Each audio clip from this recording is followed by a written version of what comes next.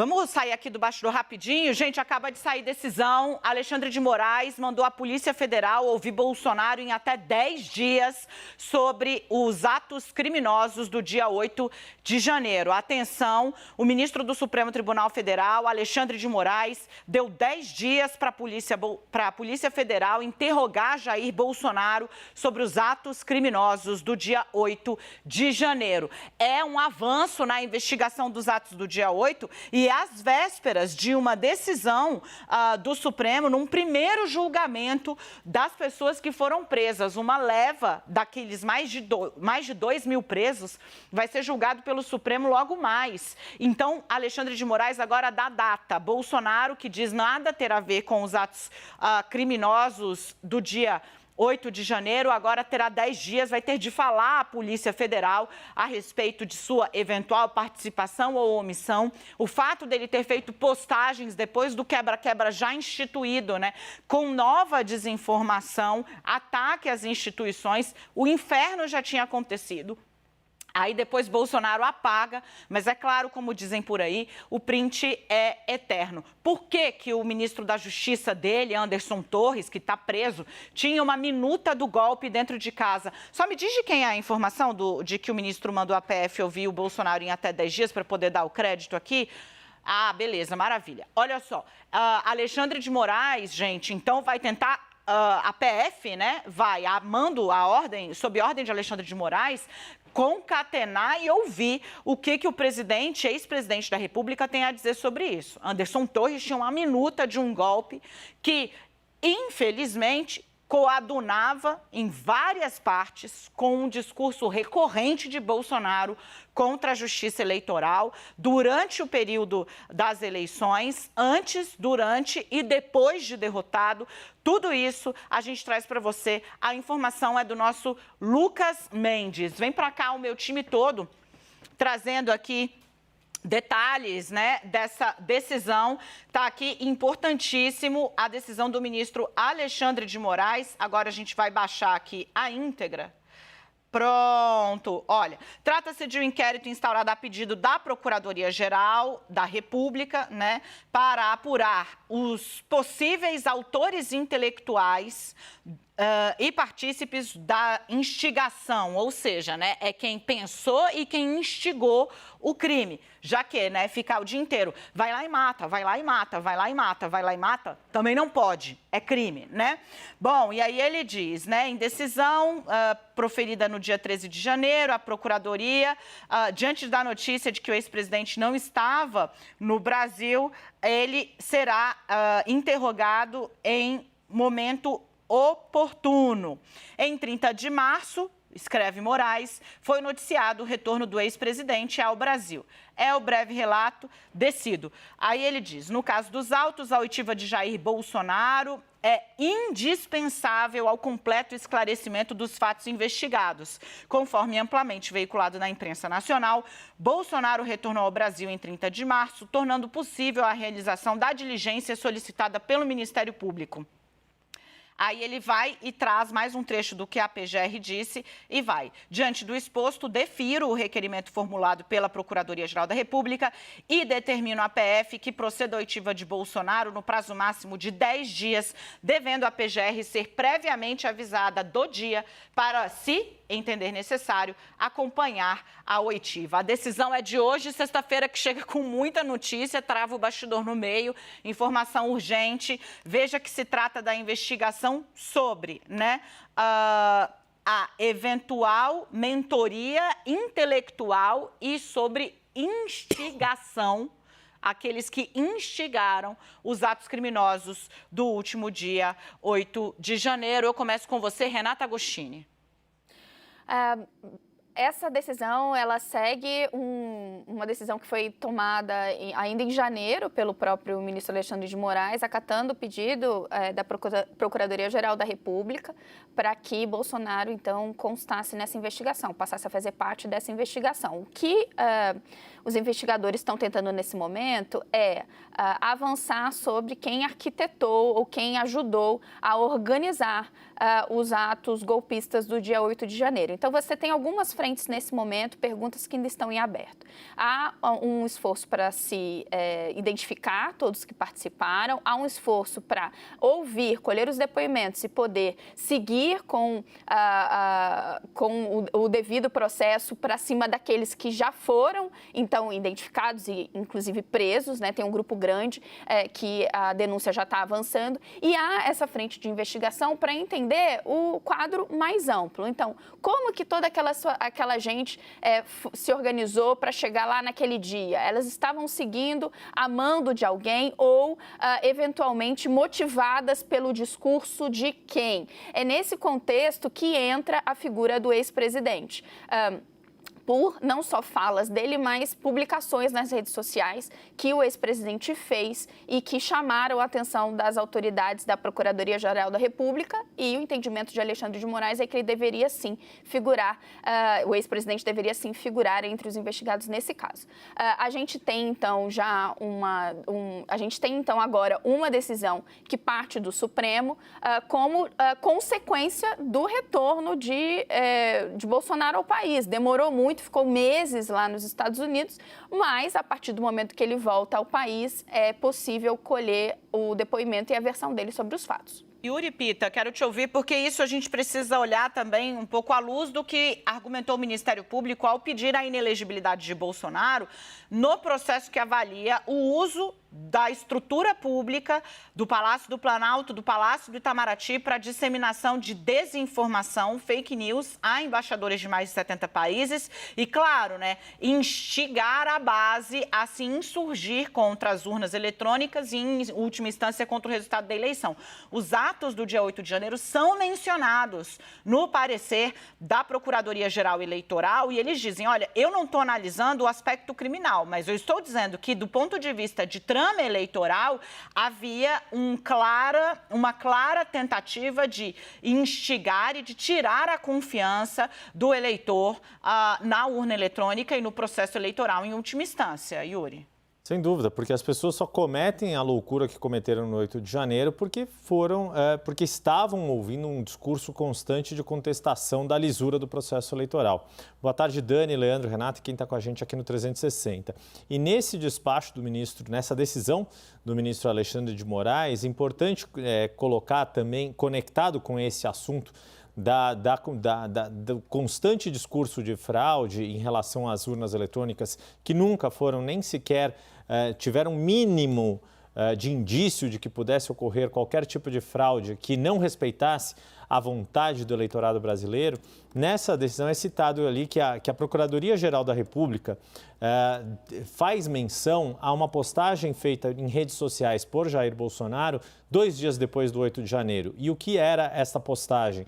Era o compartilhamento de um vídeo em que um procurador de Mato Grosso do Sul falava as mesmas inverdades em relação a essas fraudes que não existem no sistema eleitoral. Ou seja, 2 dias depois das sedes dos 3 poderes da República terem sido depredadas por vândalos golpistas, houve um compartilhamento nas redes do ex-presidente Jair Bolsonaro, que foi apagado, esse post, reproduzindo esse vídeo em que mais mentiras sobre o sistema eleitoral eram reproduzidas. E é isso que consta nessa investigação quando se fala.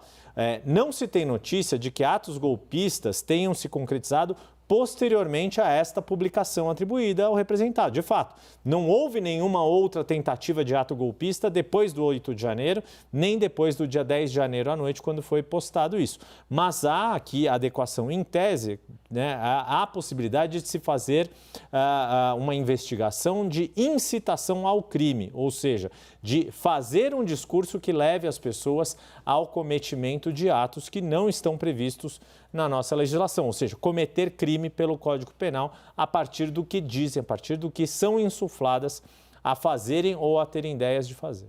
Ô Leandro, a Renata até recuperou aqui pra gente todo o histórico, né? Porque o Bolsonaro postou uma fake news dizendo, olha, Lula não foi eleito pelo povo, ou seja, a urna, né? foi escolhido pelo Supremo, pelo TSE. Então, de uma machadada só, ele diz que a urna eletrônica é uma fraude e que houve operação das duas maiores cortes, a Corte Constitucional e a maior Corte Eleitoral do Brasil, para escolher um candidato. Depois, isso sério, depois do Supremo Tribunal Federal ter sido atingido por uma horda enlouquecida que chegou a explodir 3 bombas dentro do plenário do Supremo Tribunal Federal. Tinha bomba que não foi acionada, mas assim, a destruição no Supremo foi completa. Arrancaram porta, vestiram toga, pegaram a Constituição do Brasil e fizeram literalmente xixi na mesa dos ministros, entendeu? É essa a gente de bem, etc e tal. 2 dias depois disso que você está vendo aqui do lado, o presidente reafirma as mentiras que provocam hoje o calvário dele nos tribunais, né? É um pouco da cultura que, durante os 4 anos, o bolsonarismo levou ao extremo, que é a cultura da irresponsabilidade retórica, como se todo mundo ou fosse criança ou fosse doido, que são as duas pessoas, as duas categorias que a gente consegue isentar de responsabilidade. É quem é inimputável, juridicamente inimputável, e criança, que você precisa dar uma relevada porque tem tempo para aprender. Não é o caso do presidente da República, de seus deputados, de sua base, de seus ministros, né?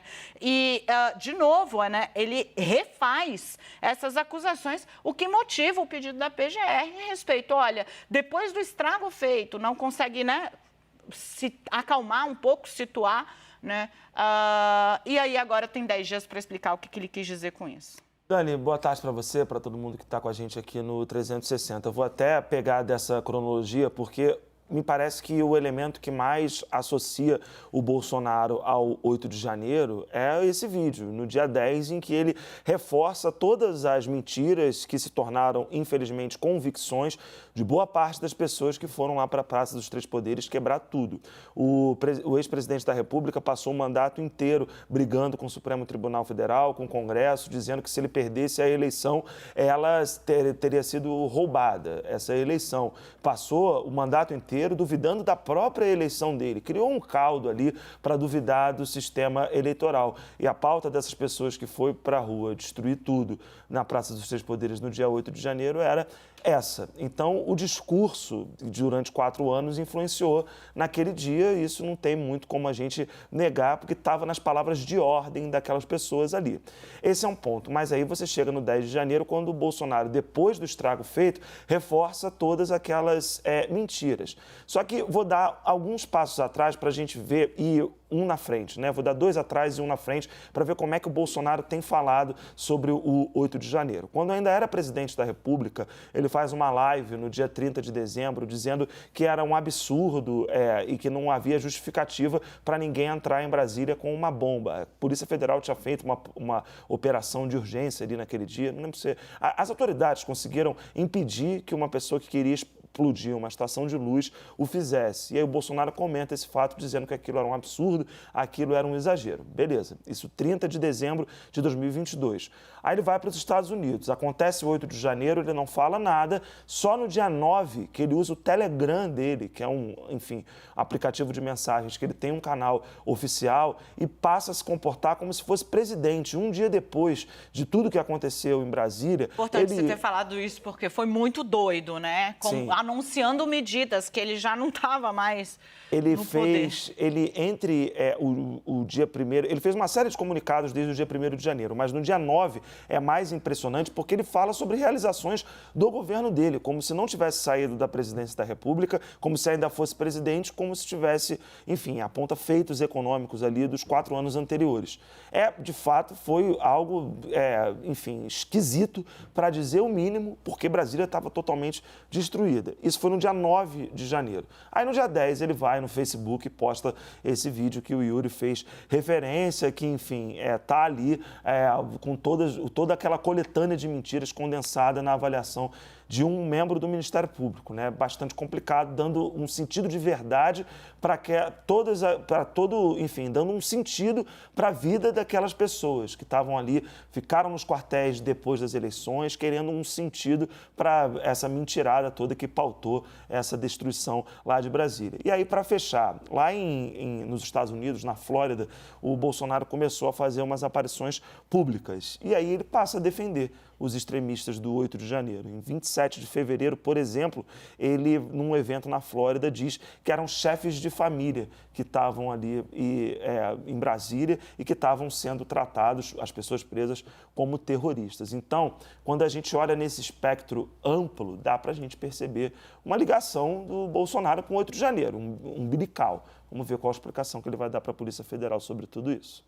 Eu vou ler aqui o trecho em que a PGR, né, pede o seguinte, né? A presente representação trata da conduta praticada por Jair Messias Bolsonaro em 10 de janeiro de 2023, pela qual ele teria supostamente incitado a perpetração de crimes contra o Estado de Direito. Não se tem notícia de que atos golpistas dessa estirpe tenham se concretizado posteriormente à publicação atribuída ao representado, razão pela qual é acertada, a princípio, a tipificação sugerida pelos representantes por ser pertinente ao objeto do procedimento investigatório. Estava se investigando a tentativa de golpe, a depredação, e ele fala exatamente disso. Há uma relação de continência entre o presente inquérito, obrigada, gente, e a representação oferecida em desfavor de Jair Bolsonaro, que se limita ao crime insculpido no artigo 286 do Código Penal. Pega para mim, Yuri. De todo modo... Incitação ao crime. Incitação ao crime, maravilha. De todo modo, não se nega a existência de conexão probatória entre os fatos contidos na representação, a quebradeira e objeto deste inquérito, mais amplo em extensão. Por tal motivo, justifica-se a apuração global dos atos praticados antes e depois do 8 de janeiro pelo representado. O que eu queria trazer isso para você aqui, se eu puder, Igor, ainda insistir um pouco nesse assunto, porque acho que a gente precisa entender qual é a extensão do material que Alexandre de Moraes tem em mãos. O ministro tem um inquérito que apura ali a existência de milícias digitais para instauração de desinformação sobre as instituições do Brasil, notadamente Congresso e o Supremo Tribunal Federal. O que se sabe a respeito da investigação dessas milícias é que havia 3 núcleos: o núcleo político, o núcleo financeiro e o núcleo operacional. Na ponta operacional, você tem boca de aluguel, boca de bueiro, que funciona nas redes sociais como disseminador de todo tipo de material contaminado, mentiroso, maliciosamente editado e etc. Na ponta financeira, você tem desde agentes públicos, suspeita de que deputados bolsonaristas extremistas utilizavam verba de gabinete para bancar esses operadores. Não tem brincadeira, gente. É um esquema mesmo, né? E também empresários que poderiam estar financiando essas operações. E, por fim, você tem a ideologia política. E Bolsonaro, para piorar a situação dele juridicamente, tinha dentro do Palácio do Planalto um grupo que trabalhava para ele, auto-intitulado pelos integrantes do Palácio do Planalto de Bolsonaro, Gabinete do Ódio, que eram ali pessoas que operavam páginas Bolsonaro opressor, não sei o quê, que fizeram aí a ideia do mito e passaram 4 anos dentro de um aparelho público, em tese, gestando desinformação e ataque de reputação das instituições.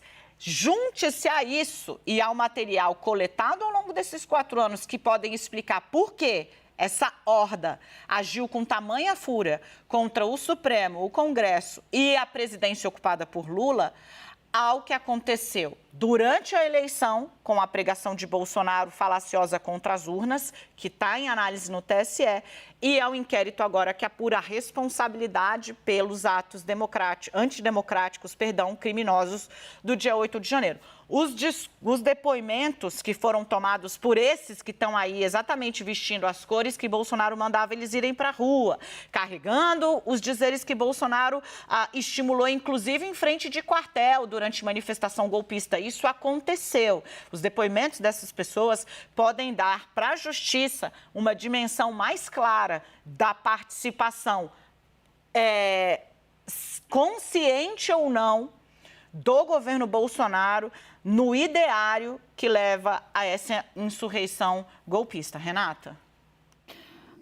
Me chama muitíssima atenção o fato de que o ex-presidente Jair Bolsonaro, ele, ao longo do seu mandato e nos dias que sucederam a sua saída do poder, tenha deixado registrado inúmeras vezes o posicionamento dele, onde ele ia, o que ele dizia. A gente resgatou aqui alguns episódios, mas a gente poderia fazer um jornal inteiro traçando uma linha do tempo de vezes nas quais o então presidente da República xingou ministros do Supremo, falou em verdade sobre eles, disse que eles estavam em conluio com outros interesses, perseguindo sua família ou em conluio com candidatos que se opunham a ele, disse que não ia mais cumprir decisão judicial, começou a dizer que um hacker tinha entrado no sistema eleitoral do país, o que era mentira, falou isso em live, falou isso para embaixador, falou isso nas redes sociais.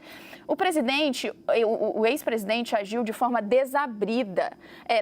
A gente não está falando aqui de reportagens de bastidor que diziam que o presidente, a portas fechadas, levantava dúvidas sobre as urnas eletrônicas. O presidente produziu provas, olha, em sequência, o tempo inteiro. O tempo inteiro o presidente adotou essa postura. De um lado, pregar desinformação. O que é isso, gente? Falar para vocês informações que não paravam de pé, que eram mentiras. Teve uma fraude na votação passada. Não teve. E ele foi alertado por diversas vezes que era mentira. E ele insistiu. E ele foi repetindo isso. E ele tratava, perdão, né? Eu falei isso ontem, eu acho importante repisar. Porque ele tratava o alerta como ataque. Né? Você dizer para uma pessoa, querida, não beba gasolina porque vai fazer mal para o seu estômago, não é um ataque. Não é porque você não quer que eu beba gasolina. Porque você é comunista, não sei o quê, Ele tratava como ataque, alerta. O presidente está flertando perigosamente com a linha do cometimento do crime. Existe lei para injúria, para difamação, para ataque ao Estado Democrático de Direito. O presidente foi deputado por mais de 28 anos. Ele deve saber que essa lei existe. Ele está flertando perigosamente com o cometimento de crime. Isso não é ataque, isso é alerta. Deu no que deu. Desculpa, Rê. Imagina, é super pertinente o que você coloca. Vamos resgatar lá atrás, no início do governo passado, quando o presidente ia prestigiar manifestações dos seus apoiadores e tinha gente com faixa pedindo o fechamento do Supremo Tribunal Federal, pedindo golpe de Estado, e a opinião pública, nós e muita gente no país cobrava, mas o presidente está indo prestigiar esse tipo de manifestação, ele não está falando que não se deve levantar esse tipo de bandeira que afronta a Constituição. O que o presidente dizia? Não, mas é uma manifestação ou outra, né? Eu estou indo prestigiar os meus apoiadores. Se você vai juntando a insistência, a teimosia do ex-presidente em não defender o império da lei, e depois dessas cenas que a gente viu, de uma depredação completa da esplanada dos ministérios, da sede dos três poderes, você não ter uma manifestação de repúdio enfático e célere de um mandatário, isso é impensável. E sim, isso deve ser analisado à luz da Constituição, à luz das leis, que é o que está acontecendo agora. Porque, para te devolver, Dani, eu acho que as pessoas deveriam se perguntar o que faz com que um político dessa magnitude, né, com essa representatividade, alguém que ocupou a presidência da República, de forma consistente ao longo de 4 anos e depois que ele deixa o poder, desafie a verdade, desafie as leis. Isso é o quê? É uma aposta na apatia da justiça? É uma aposta de que, no fim, nada vai acontecer? Porque a gente tem um regramento legal para delinear os espaços e o tipo de postura que mandatários e pessoas como essa devem ter. O Yuri falou na hora, esse artigo que a gente está falando, 286, é de incitação a crime. É crime, gente, incitar publicamente a prática de um crime.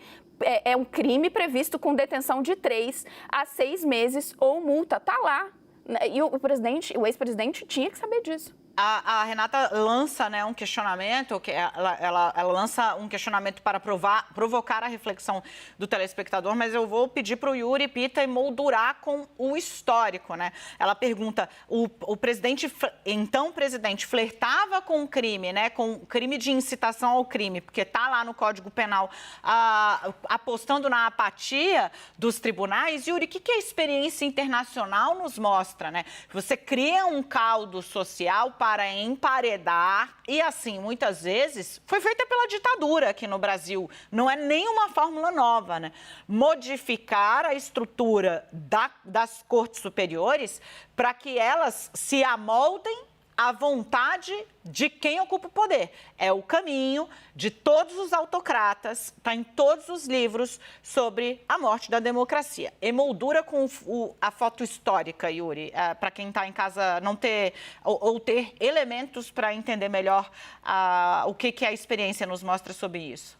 E o que a história recente tem mostrado é que isso é ideologicamente amplo, desde governos autoritários de esquerda ou de direita fazendo essa incursão direta contra o judiciário, que acaba sendo o poder que não está no jogo político, na disputa política direta, mas faz parte, sim, da Constituição do Estado, de qualquer Estado democrático de direito que se preze. E não por acaso essa constante de criação de um caldo de cultura para colocar o judiciário como um inimigo e não como um árbitro em momentos em que a política não consegue chegar a acordos, tem uma razão de ser que é justamente essa, daqueles que têm essa vocação autoritária, autocrática, e a gente tem visto isso desde a Venezuela aqui do nosso lado até a Hungria, a Polônia, toda a reação que está ocorrendo em Israel, por exemplo, ao projeto de Benjamin Netanyahu e por aí vai.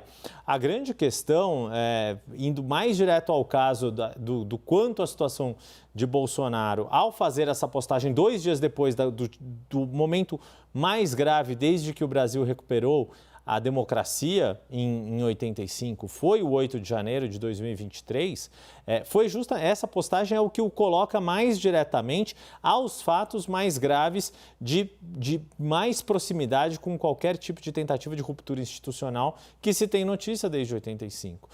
Conseguir vincular Jair Bolsonaro enquanto presidente, todos esse histórico que a Renata lembrou, que o Leandro Rezende lembrou aqui agora há pouco, até antes do 8 de janeiro, teria uma maior dificuldade. Quando depois de tudo o que acontece, diante de todo o clamor popular que ocorre, todo o clamor institucional, basta lembrar, ocorre o 8 de janeiro, no dia 9 de janeiro, absolutamente todos os representantes dos poderes estavam em Brasília. A exceção era o presidente do Senado, Rodrigo Pacheco, que estava voltando ao Brasil. Mas Arthur Lira estava, além Lula estava, Rosa Weber, presidente do Supremo, estava. Os 27 governadores ou foram pessoalmente ou enviaram seus representantes para fazer menção de que o Estado democrático de direito e o funcionamento das instituições democráticas seria preservado mesmo depois do seu ataque mais grotesco, mais grave e mais perigoso. 2 dias depois desse ataque, essa postagem mostra não só um deboche em relação a tudo que aconteceu, mostra que há, sim, um caldo de cultura que foi construído ao longo do tempo e que se reforçou ali. Para quem não tinha dúvidas de que pudesse haver digitais conectando com o governo anterior, o seu próprio capitão fez questão de colocar essas digitais, ainda que tenha apagado essa postagem. E essa também é uma estratégia muito típica de disseminação de desinformação nas redes sociais. Você faz a postagem numa rede aberta, tira, porque é o tempo suficiente para muita gente já copiar e compartilhar nas redes fechadas, não de forma aberta. Leandro, para fechar? Para fechar, Dani, eu vou continuar na pegada do histórico, porque tem momentos da história recente do Brasil que talvez a gente se esqueça, porque os fatos eles vão sendo cada vez mais impressionantes e o 8 de janeiro faz a gente esquecer do que levou até o 8 de janeiro em termos de falas do ex-presidente da República quando estava no cargo. Vou lembrar só de 3 dias, muito rapidamente. 30 de maio de 2020, pandemia rolando, um grupo de pessoas vai para frente do Supremo Tribunal Federal, caracterizado como a Ku Klux Klan, e faz ali uma manifestação bizarra na frente do STF.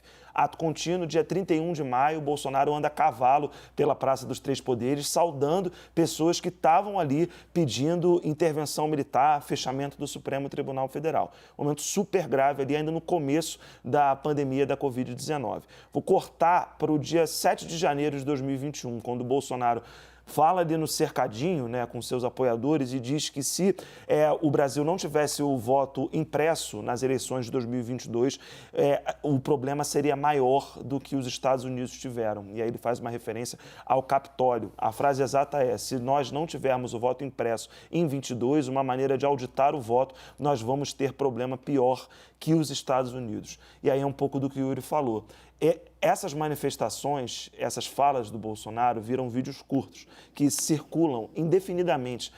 Não vem com data, não vem dizendo, olha, o Bolsonaro falou isso dentro daquele contexto. Não, isso vai circulando e alimenta uma esfera de grupos, né, que é gigantesca no WhatsApp, gigantesca no Telegram, no Twitter, no Instagram, e isso mobilizou as pessoas a irem para as ruas no dia 8 de janeiro.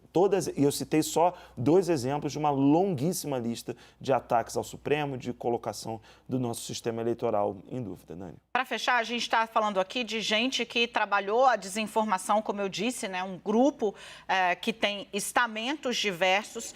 A gente está falando disso e aí vem uma pessoa, sempre tem, né, nas redes sociais, olha, Daniela Lima, olha isso aqui que estão falando de você, reproduzindo exatamente o que veículos pródigos em disseminação de desinformação e fake news. E assim, para mim, não dá nem para chamar de veículo, é um palanquinho mesmo, virtual, que alimenta esses grupelhos radicais de mentira. Então, se você quer continuar acessando quem mandou você tomar cloroquina e remédio de verme para tratar Covid, problema seu, porque a gente segue aqui fazendo o nosso trabalho de informar. Mas é impressionante como o Brasil, mesmo diante dessa experiência traumática, eu não sei exatamente qual é a intenção, né? Se as pessoas estão ali achando que alertam, que ajudam, mas elas seguem fazendo exatamente o que os planejadores da desinformação buscam: chocar, desinformar, manipular, mentir e atribuir ao jornalismo profissional o que eles fazem, que é boca de aluguel, né? Eles são boca de aluguel. Eles tentam mobilizar as pessoas por isso e eles conseguem, porque as pessoas seguem espalhando, seja para dizer que está combatendo, seja para desmentir. Você está fazendo o que ele quer, que é circular a marca podre dele nas redes sociais. Aqui a gente não faz isso, aqui a gente não dá palanque para isso, aqui fake news não se cria, nunca se criou, nem disfarçada de opinião no CNN 360, não rola. A gente vai seguir, custa o que custar, às vezes custa muito, trazendo os fatos. Quando a gente dizia que ia dar problema, as pessoas diziam que, bom, estávamos mentindo. Os fatos exagerando, né? São fatos. Os fatos são fatos. O problema está aí, está armado, e a defesa de Bolsonaro vai precisar de novo ensaiar uma mudança de tom bastante forte agora no Supremo para tentar escapar dos elementos muitos que ao longo de 4 anos ele fez questão de produzir a céu aberto.